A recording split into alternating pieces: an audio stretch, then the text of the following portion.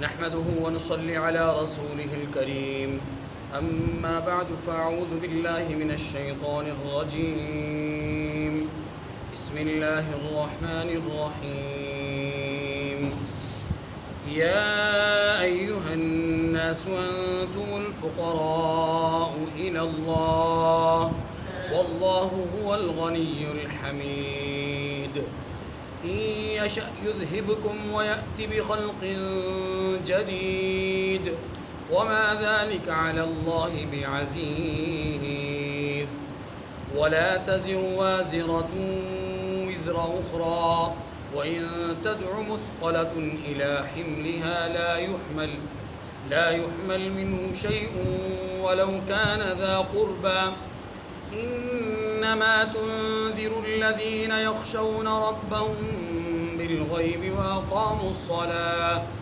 ومن تزكى فإنما يتزكى لنفسه وإلى الله المصير وما يستوي الأعمى والبصير ولا الظلمات ولا النور ولا الظل ولا الحرور وما يستوي الأحياء ولا الأموات إن الله يسمع من يشاء وما أنت بمسمع من في القبور إن أنت إلا نذير إنا أرسلناك بالحق بشيرا ونذيرا وإن من أمة إلا خلا فيها نذير وإن يكذبوك فقد كذب الذين من قبلهم جاءتهم رسلهم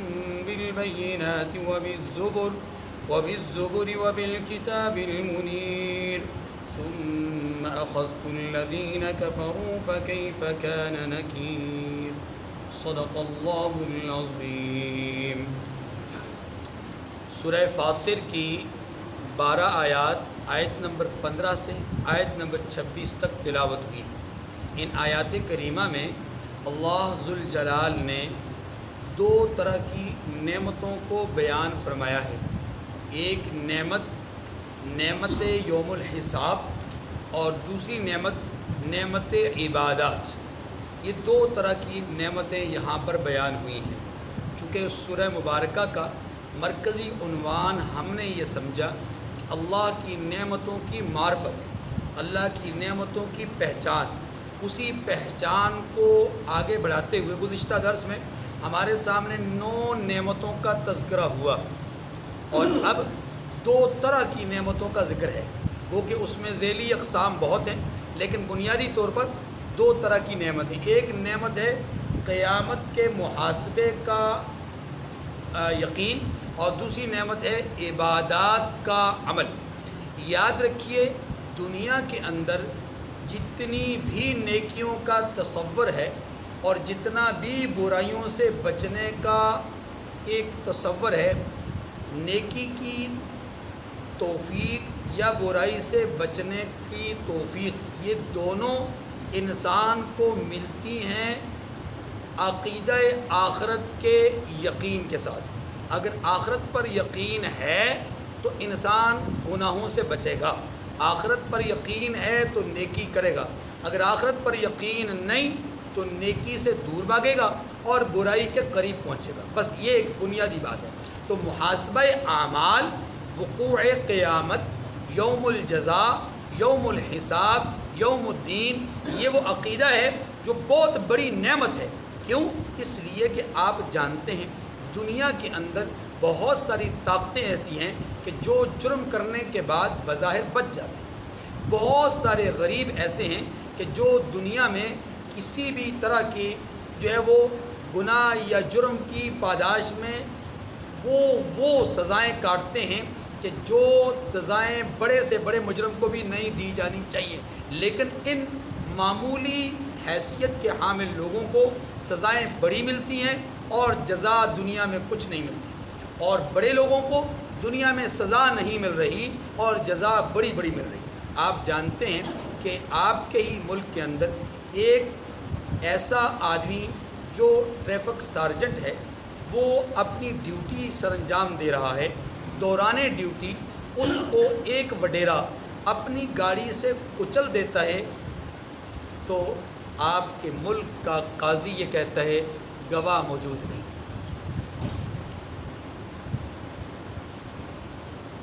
اس سے بڑا ظلم اور کیا ہو سکتا ہے؟ گزشتہ روز ایک خاتون 3 لوگوں کی جان لے گئی اور کچھ کو زخمی کر گئی، اور فوری طور پر وکیل نے بیان کیا دیا، محترمہ ذہنی معذور ہے، تاکہ آگے چلنے والی ساری کارروائی کی بنیاد اس ایک بات پر ہو تو محترمہ بچ جائے، اور یہی ہونا ہے، اس نے بچ جانا ہے۔ ایسے فیصلے جب ہو رہے ہوں، ایسے معاملات جب ہو رہے ہوں، تو پھر تقاضا ہے کہ کوئی تو دن ایسا ہو، کوئی تو موقع ایسا ہو، کوئی تو جگہ ایسی ہو، کوئی تو ذات ایسی ہو جو محاسبہ کرے، فرق کرے، یہ حق ہے، یہ باطل ہے، یہ جائز ہے، یہ ناجائز ہے، یہ غلط ہے، یہ صحیح ہے، کوئی تو فیصلہ ہو۔ اسی فیصلے کے دن کا نام کیا ہے؟ یوم الجزاء، اسی کا نام یوم الحساب، اسی کا نام یوم الدین۔ اب وہ جو یوم الجزاء ہے، یوم الدین ہے، اس کا یقین جس کو ہوگا وہ دنیا میں اپنی ذات کو دوسروں کے لیے مفید بنائے گا، اور اگر اس دن پر یقین نہیں تو پھر سب کچھ کھلی آنکھوں دیکھنے کے باوجود غلط فیصلے کرے گا، غلط بیانی کرے گا، غلط گواہی دے گا، غلط مقدمہ لڑے گا، غلط وکالت کرے گا، اور حق تلفی کرے گا، ظلم کرے گا، قتل کرے گا، اور جرائم کا ارتکاب کرے گا۔ کیوں؟ اس لیے کہ اس کا آخرت پہ یقین نہیں ہے۔ اس کی مثال اس شخص کی طرح ہے جو یہ کہتا ہے اذا كنا عظاما ورفاتا انا لمبعوثون۔ آخرت دیکھی کس نے؟ آخرت کا تو سفر ہی نہیں ہے، ہڈیاں گل جائیں، سڑ جائیں، ختم ہو جائیں، نابود ہو جائے، اس کے بعد کوئی وجود کا تصور نہیں۔ یہ آدمی اپنے عمل کے ذریعے سے بتلا رہا ہے، اس کو اس دن پر یقین نہیں۔ اسی لیے قرآن نے وبالآخرۃ هم یوقنون کہا، وبالآخرۃ هم یؤمنون نہیں کہا۔ کہ آخرت پر یقین، ایمان نہیں، یقین، اور یقین ہوگا تو اعمال صالحہ کا وقوع ہوگا، یقین ہوگا تو برائیوں سے اجتناب ہوگا۔ تو یہ بات سمجھ آ گئی؟ تو پہلی جو نعمت بیان کی گئی وہ ہے وقوع قیامت، یوم الحساب کا یقین۔ دوسری جو نعمت بیان ہوئی ہے وہ ہے عبادات۔ تو پہلی کو پڑھتے ہیں، پھر اس کے بعد جملہ جو کہا گیا، فرمایا یا ایھا الناس انتم الفقراء الی اللہ واللہ هو الغنی الحمید۔ اے لوگو، تم سب اللہ کے محتاج ہو، اور اللہ بے پرواہ اور تعریفوں والا ہے۔ اللہ بے نیاز ہے، اللہ تعریفوں والا ہے، اللہ تمہارا محتاج نہیں، اللہ کسی کا محتاج نہیں۔ گویا احتیاج مخلوق کے لیے ہے، خالق کے لیے نہیں۔ فقیر اس کا معنی ہے محتاج ہونا۔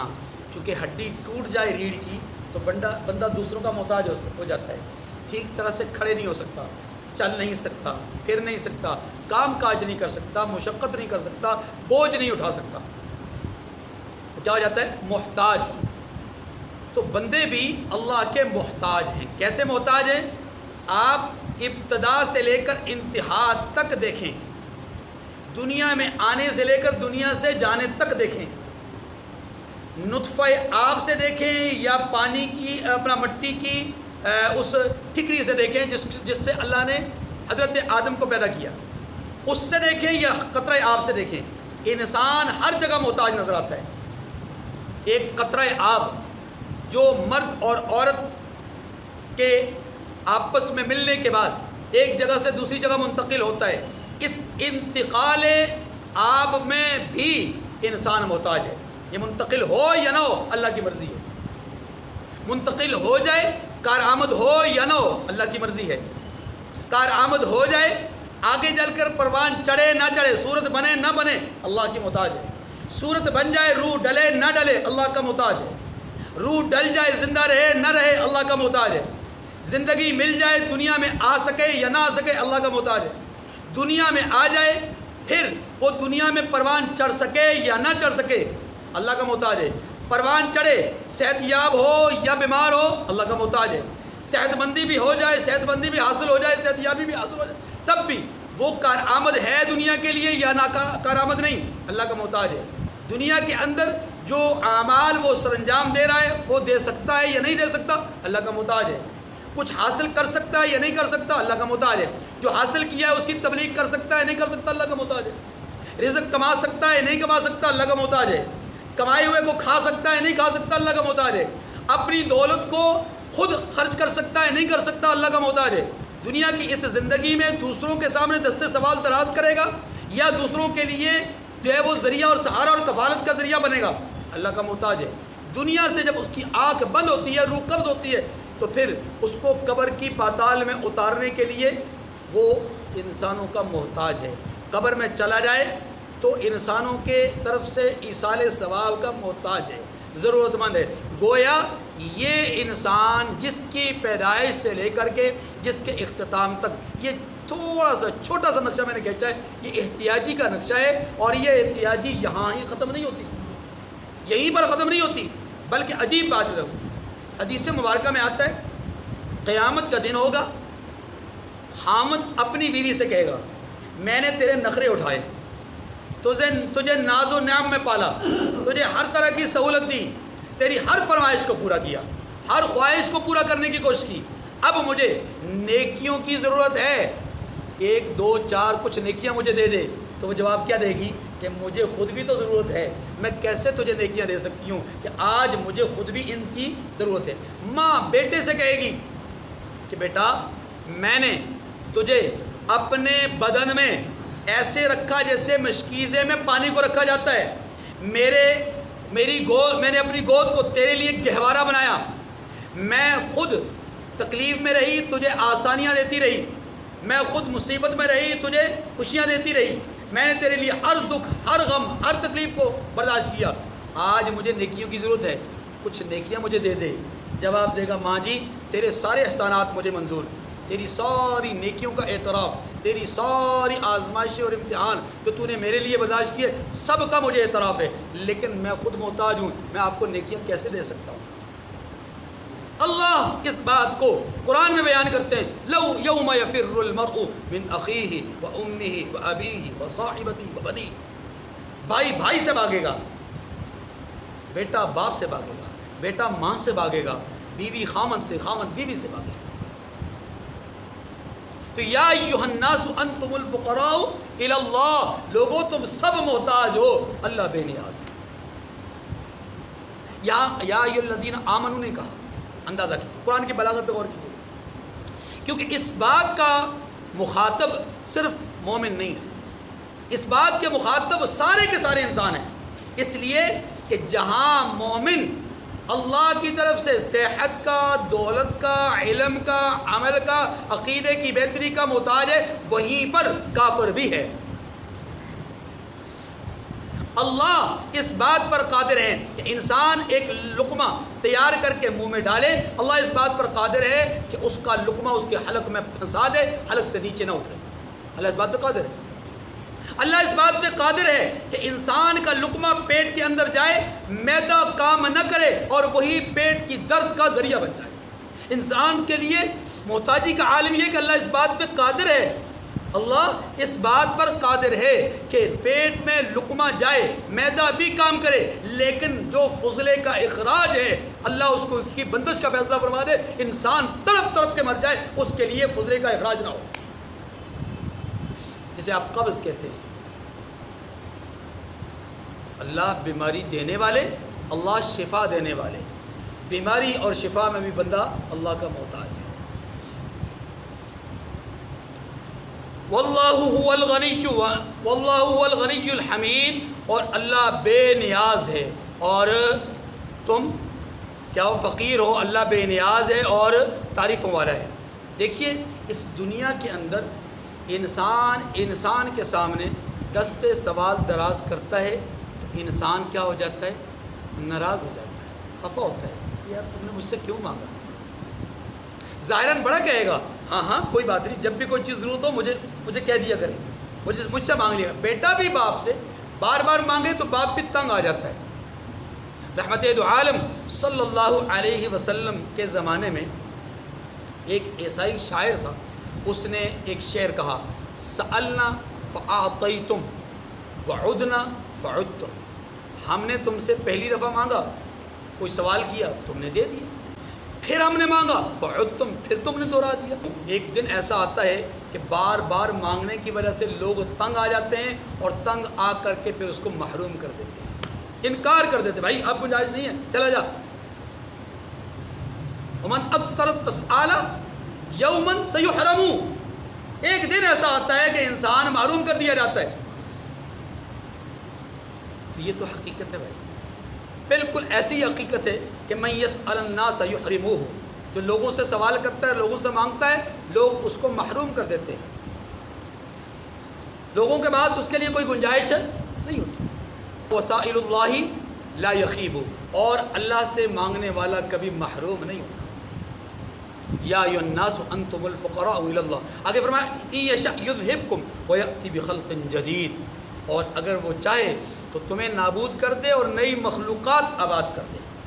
دیکھیے قوم عاد کو، قوم ثمود کو، اور ایسی کئی قومیں ہیں جنہیں اللہ تبارک و تعالی نے نابود کر دیا، ختم کر دیا، تباہ و برباد، صرف تباہ و برباد نہیں کیا۔ قوم عاد اور قوم ثمود کا تذکرہ قرآن پاک میں 29ویں پارے میں آتا ہے کہ 7 دن 8 راتوں تک مسلسل حسوما فتر القوم فیہا صرعا کأنہم اعجاز نخل خاویہ، مسلسل ہوا چلتی رہی،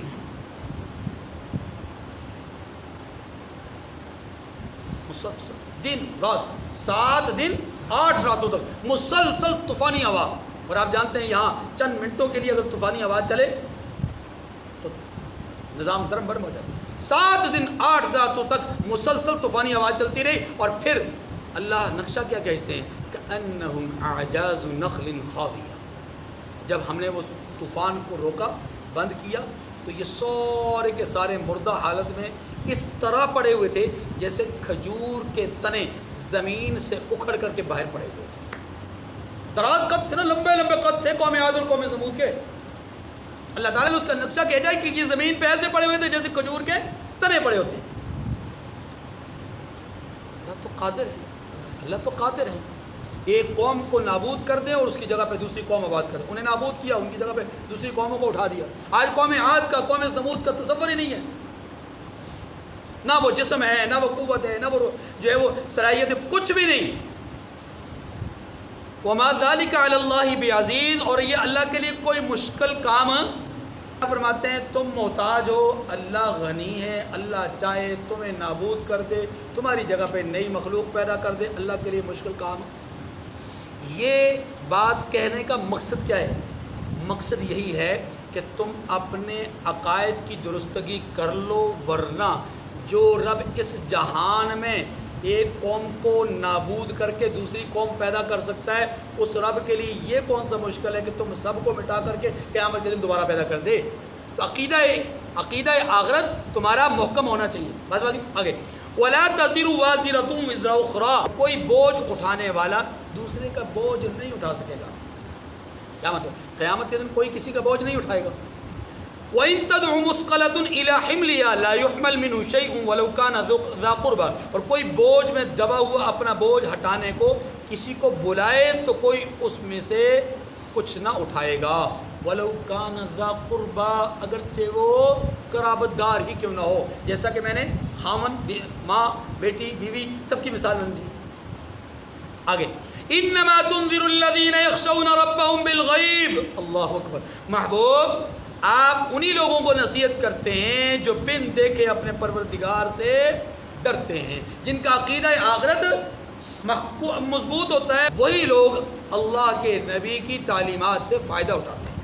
اس سے معلوم یہ ہوا کہ یہ بھی ضمنی طور پر ایک نعمت ہے کہ جن کا عقیدہ آخرت درست ہوتا ہے وہی نبی کی تعلیمات سے فائدہ بھی اٹھاتے ہیں، انہی کے لیے نبی کریم رحمت بھی ہوتے ہیں، انہی کے لیے نبی کریم کی تعلیمات جو ہے وہ ذریعہ نجات بھی ہوتی ہیں۔ لیکن جو لوگ آخرت پر یقین نہیں رکھتے ان کے لیے نبی کی تعلیم بھی بیکار، بے فائدہ اور بے سود ہوتی ہے۔ کیوں؟ آخرت پر یقین ہی نہیں، تو تعلیمات کو کیوں مانیں گے؟ تعلیمات کو مانے گا وہی نا جس کو آخرت پر یقین ہوگا۔ آگے چلیے، یہ پہلا عقیدہ، پہلی بات، پہلی نعمت مکمل۔ اب دوسری نعمت، وَأَقَامُوا الصَّلَاةَ، اللہ اکبر۔ فرمایا کہ نماز قائم کرتے ہیں۔ جو لوگ عقیدہ آخرت رکھتے ہیں، آخرت پر یقین رکھتے ہیں، وہ نبی کی تعلیمات سے فائدہ اٹھاتے ہیں۔ نمبر 2، نماز کو قائم کرتے ہیں۔ نمبر 3، ومن تزکا فإنما یتزکا لنفسی، اور جو شخص پاک ہوتا ہے اپنے ہی لیے پاک ہوتا ہے، وإلی اللہ المصیر، اور اللہ ہی کی طرف لوٹ کر کے سبھی کو جانا ہے۔ دیکھیے یہاں پر یہ ارشاد فرمایا گیا کہ تزکیہ نفس، ومن تزکا فإنما یتزکا لنفسی، جو پاکیزگی اختیار کرتا ہے اس کی پاکیزگی کا فائدہ اسی کو ہوتا ہے۔ یہ بھی اللہ کی نعمتوں میں سے ایک نعمت ہے۔ کیسے کہ انسان جہاں اپنے جسم کو، لباس کو، ظاہر کو، اپنے خد و خال کو پاکیزہ کرتا ہے، جہاں اپنے ارد گرد کے ماحول کو پاک کرتا ہے، جہاں اپنے مکان کو صاف ستھرا رکھتا ہے، وہیں پر اس کے لیے یہ بات لازم ہے وہ اپنی فکر کو، اپنی سوچ کو، اپنے دل، اپنے دماغ کو، اپنے عقیدے، اپنے عمل کو، اپنے اعمال کو بھی پاک اور صاف رکھے۔ یہ لازم ہے، اس لیے کہ اصل مقصد دنیا میں آنے کا کیا ہے؟ وما خلقت الجن والانس الا لیعبدون، دنیا میں آنے کا مقصد انسان کا کیا ہے؟ اللہ کی عبادت، اور اللہ کی عبادت یہی ہے کہ اللہ کے ہر حکم کو ماننا، چاہے وہ ظاہر جسم سے تعلق رکھتا ہو یا باطن روح سے تعلق رکھتا ہو، ہر حکم کو اللہ کے ماننا، یہ کیا ہے؟ عبادت، اور اسی کا نام اطاعت ہے۔ اللہ کے حکموں کو ماننا ہے، جو اللہ کے حکموں کو مانے گا وہ کامیاب ہوگا، جو نہیں مانے گا وہ ناکام۔ ومن تزکا فإنما یتزکا لنفسی، جس نے اپنے آپ کو پاکیزہ کیا، جس نے پاکیزگی حاصل کی اس نے اپنے ہی لیے کی، مانا یہ اس کی پاکیزگی کا حصول اللہ کو فائدہ نہیں دے گا، رسول کو فائدہ نہیں دے گا، یا جو تعلیم دے رہے ہیں انبیاء ان کو فائدہ نہیں ہے۔ فائدہ کس کو ہے؟ فائدہ اسی کو ہے جس نے پاکیزگی حاصل کی۔ وإلی اللہ المصیر، بہرحال لوٹ کر تو اللہ کی طرف ہی جانا ہے۔ اگلی بات، اس سارے موضوع، یہ سارے عنوان کے ضمن میں 4 طرح کی باتوں کو بطور مثال ذکر کیا گیا۔ فرمایا وما یستوی الاعمی والبصیر، اور اندھا اور آنکھ والا برابر نہیں، ولا الظلمات ولا النور، اور اندھیرا اور روشنی برابر نہیں، ولا الظل ولا الحرور، اور سایہ اور دھوپ برابر نہیں، وما یستوی الاحیاء ولا الاموات، اور زندہ اور مردہ بھی برابر نہیں ہو سکتے۔ ان اللہ یسمع من یشاء۔ اچھا پہلے ان 4 باتوں کو سمجھیے۔ دیکھیے پہلے یہ کہا کہ عقیدہ آخرت درست ہونا چاہیے، عبادات کے لحاظ سے بندے کو درست ہونا چاہیے، تزکیہ نفس اس کو کرنا چاہیے۔ اب یہ ساری چیزیں تقاضا کرتی ہیں کہ جس کا عقیدہ آخرت درست ہوگا، جس کا عمل عبادات کے لحاظ سے درست ہوگا، یہ آدمی بینا کی طرح ہے، اور جس کا یہ سب کچھ خراب وہ اندھے کی طرح ہے۔ جس آدمی کے یہ سب کچھ درست اس کی مثال سائے کی طرح ہے، اور جس آدمی کا یہ سب کچھ درست نہیں اس آدمی کی مثال کڑی دھوپ کی طرح ہے۔ جس آدمی کا یہ سب کچھ درست اس کی مثال زندہ کی طرح ہے، اور جس آدمی کا یہ کچھ درست نہیں اس کی مثال کیا ہے؟ مردہ کی طرح ہے۔ اسی طریقے سے جس آدمی کا یہ سب کچھ درست وہ روشنی کی طرح ہے، اور جو آدمی ان چیزوں میں ویک ہے، کمزور ہے، خراب ہے، یا ان چیزوں میں وہ جو ہے وہ درست نہیں ہے، اس کی مثال کس کی طرح ہے؟ اندھیرے کی طرح ہے۔ فرمایا اب یہ آدمی جو روشنی کی طرح ہے، یہ آدمی جو بینا ہے، یہ آدمی جو کہ سایہ کی طرح ہے، یہ آدمی جو کہ زندہ کی طرح ہے، بھلا اس کے برابر ہو سکتا ہے جو اندھا ہے، جو تاریکی ہے، جو دھوپ کی طرح ہے، جو موت کی طرح ہے؟ یہ برابر نہیں ہو سکتا، یہ برابر نہیں ہو سکتا۔ آگے قرآن پاک کی اس جو آخری بات ہے وما یستوی الاحیاء والاموات، اس کو ایک حدیث سے بھی سمجھیے۔ اللہ کے رسول صلی اللہ علیہ وسلم نے ایک روز ذکر کرنے والے اور ذکر نہ کرنے والے کی مثال بیان فرمائی ہے۔ مثل الذی یذکر اللہ والذی لا یذکرہ، اس آدمی کی مثال جو اللہ کا ذکر کرتا ہے اور اس آدمی کی مثال جو اللہ کا ذکر نہیں کرتا، کمثل الحی والمیت، ان دونوں کی مثال زندہ اور مردہ کی طرح ہے، زندہ اور مردہ کی طرح ہے۔ یہ کیوں کہا گیا؟ جس آدمی نے اللہ کو یاد کیا، اللہ کی یاد سے غافل نہیں، وہ زندہ ہے۔ جس آدمی نے اللہ کو یاد نہیں کیا وہ غافل ہو گیا، اور وہ کیا ہے؟ مردہ ہو گیا۔ اسی لیے کہا گیا کہ تم چلتے پھرتے اللہ کی مخالفت کرنے کی وجہ سے، اللہ کی ناراضگی مول لینے کی وجہ سے، اللہ کے احکامات کو پس پوچھ ڈالنے کی وجہ سے تم چلتے پھرتے مردہ ہو۔ اولئک کالانعام بل هم اضل اولئک هم الغافلون۔ صرف مردہ ہی نہیں بلکہ جانوروں سے بھی بدتر ہو، اور بلکہ تم غافل ہو۔ الہم ارجل یمشون بہا ام لہم ایدی یبطشون بہا ام لہم اعین یبصرون بہا، کیا ان کے پاؤں نہیں جس سے وہ چل کر ہدایت کی طرف جا سکے؟ کیا ان کے ہاتھ نہیں کہ ہدایت کا ذریعہ اپنے ہاتھ سے وصول کر سکیں؟ کیا ان کی آنکھیں نہیں کہ ہدایت کے ذرائع کو اپنی آنکھوں سے دیکھ سکیں؟ قرآن پاک فلا یتدبرون القرآن، یہ قرآن میں غور کیوں نہیں کرتے، قرآن میں تدبر کیوں نہیں کرتے؟ اسی لیے فرمایا کہ محبوب یہ سب جو صفات ہیں یہ متضاد صفات ہیں، ایک صفت دوسری صفت، ایک صفت کا حامل دوسری صفت کے حامل سے برابر نہیں ہو سکتا۔ آگے فرمایا ان اللہ یسمع من یشاء، اللہ جس کو چاہتا ہے سنا دیتا ہے، وما انت بمسمع من فی القبور، اور آپ ان کو جو قبروں میں مدفون ہیں نہیں سنا سکتے۔ جو قبر میں موجود ہے وہ سن سکتا ہے یا نہیں سن سکتا یہ الگ بات ہے، جو قبر کے پاس کھڑا ہے وہ سنا سکتا ہے یا نہیں سنا سکتا یہ الگ موضوع ہے۔ اب اس میں جو عام طور پر جو بحث مباحثہ کیا جاتا ہے وہ یہ کیا جاتا ہے قبر والے سنتے ہیں کہ نہیں سنتے۔ یاد رکھیے قبر والے سنتے ہیں یا نہیں سنتے اس کی طاقت سنانے والے کو نہیں، یہ کنفرم ہے، سنانے والے کے پاس یہ طاقت نہیں ہے قبر میں موجود فرد کو اپنی بات سنا سکے۔ ہاں قبر میں موجود لوگ سنانے والے کی بات کو سن سکیں گے یا نہیں سن سکیں گے، اللہ جن کو سنانا چاہتے ہیں وہ سن لیتے ہیں، جن کو نہیں سنانا چاہتے وہ نہیں سن سکتے۔ یہی آخری اور حتمی بات ہے، مختصر سی بات ہے۔ اللہ اپنے انبیاء کو سنانا چاہتے ہیں تو سارے نبی سن لیتے ہیں، سارے نبی سن لیتے ہیں، وہ اچھوں کی بھی سنتے ہیں وہ بروں کی بھی سنتے ہیں اپنی قبر کے بعد۔ جو انبیاء کے علاوہ کے لوگ ہیں ان کے بارے میں شدید اختلاف ہے کہ وہ سن سکتے ہیں کہ نہیں سن سکتے۔ تو ضروری نہیں کہ ہر مردہ سنتا ہو، لیکن جسے اللہ سنانا چاہتے ہیں اسے سنا لیتے ہیں، بس بات ختم۔ آگے فرمایا ان انت الا نذیر، آپ تو صرف ہدایت کرنے والے۔ دیکھیں اس ترجمہ کے اندر بھی یہی بات ہے، اللہ سناتے ہیں، اللہ سنا سکتے ہیں مردوں کو، لیکن آپ قبر میں پڑے ہوئے کو سنا نہیں سکتے، وہ سن نہیں سکتے، یہ بات یہاں پر نہیں ہے۔ ان انت الا نذیر، آپ کا کام تو صرف ہدایت کرنا ہے۔ اچھا یہ جو جملہ ہے نا، یہ جملہ بتلاتا ہے کہ وہ پہلے والی بات قبر والوں کے لیے ہے ہی نہیں۔ آپ غور کیجیے، پہلی والی بات قبر والوں کے لیے کیوں؟ اس لیے کہ نبی کو جب اللہ نے کہہ دیا کہ آپ کا کام ڈرانا ہے، تو کیا قبر میں موجود لوگوں کو نبی ڈرائے گا؟ نہیں سمجھ بھائی، قبر میں موجود دنیا سے جانے کے بعد تو کسی قسم کا کوئی عمل نہیں ہے نا جی، تو ڈرانے کا کوئی فائدہ تو نہیں ہوگا۔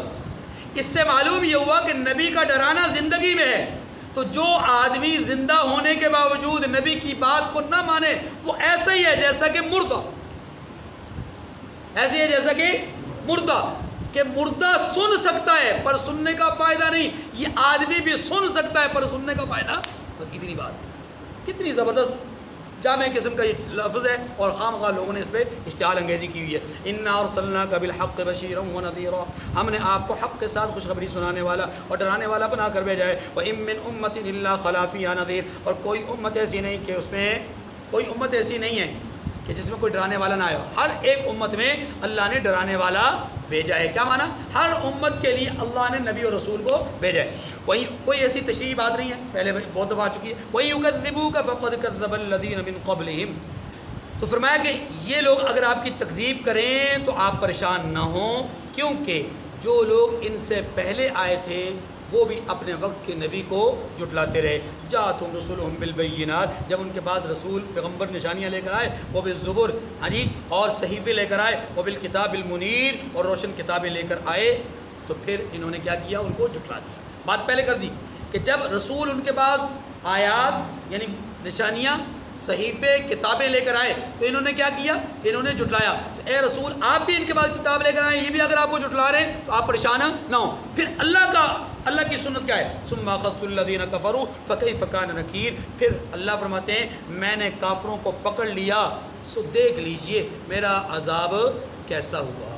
اللہ تعالیٰ مجھے اور آپ کو اپنی گرفت سے، اپنی پکڑ سے محفوظ فرمائے، اور ایسے اعمال ہی کی توفیق نہ دے جو اس کی پکڑ کا، اس کی گرفت کا سبب بنے، بلکہ ان اعمال کی توفیق ہمارے شامل حال رکھے جن کی بنیاد پر اللہ راضی ہوتے ہیں۔ وآخر دعوانا الحمدللہ رب العالمین۔